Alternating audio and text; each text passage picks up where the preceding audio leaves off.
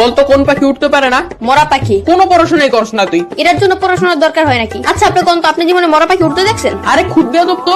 এই তোর নাম কি? কথা গুরান কে মরা পাখি উঠতে পারে? এই তুই থাকুস কই? আমার বাসায় থাকি। বদমাইশ, তোর বাসা কই এটা জিজ্ঞেসি। না আপনি জিজ্ঞেসেন আমি কই থাকি। আজব তো, এবার কত তোর বাসা কই? আরে আমি যেখানে থাকি ওই জায়গায় আমার বাসা। তোর কিন্তু আমি মাইর দিমু। পড়া তো পারস না, আবার তেরামি করস। কেন কোন পড়া পারিনি আমি? ওইদিন তোর একটা অঙ্ক জিজ্ঞাসিলাম, পারস নাই। কোন অঙ্ক পারি নাই? ধরেন এখন ধর তোর কাছে 20 টাকা আছে, তুই 10 টাকা তোর বন্ধুরে দিলি, তোর কাছে কয় টাকা থাকে? আপনি অঙ্ক বাদ দেন, আমি কে তুই বললো যে 10 টাকা দিয়া দিমু? এই যে কোথায় কোথায় বেয়াদবি করস, এত সহজ অঙ্ক ধরলাম তাও পারস না। কি পরস তুই? শার্ট পরি, প্যান্ট পরি, গেঞ্জি পরি, জুতা পরি। ওই স্যার করতে হইব না, মাথায় জ্ঞান বুদ্ধি বলতে কিছু নাই তোর। আপনার চেয়ে বেশি আছে। আবার তেরামি করস। তার আমি কি? আপনি আমার বুদ্ধি পরীক্ষা করে দেখেন। তাইলে ক, সমুদ্রের মাঝখানে একটা লেবু গাছ থাকলে তুই লেবু কেমনে আনবি? বাজার থেকে কিনে আনবো। আর আমি বুঝাইতে চাইতেছি যে ওই গাছ থেকে লেবু কেমনে আনবি। ডানা দিয়ে উইরা উইরা। তোর তো ডানাই নাই, ডানা কি তোর বাপে লাগাইবো? সমুদ্রের মাঝখানে লেবু গাছকে তোর বাপে লাগাইবো?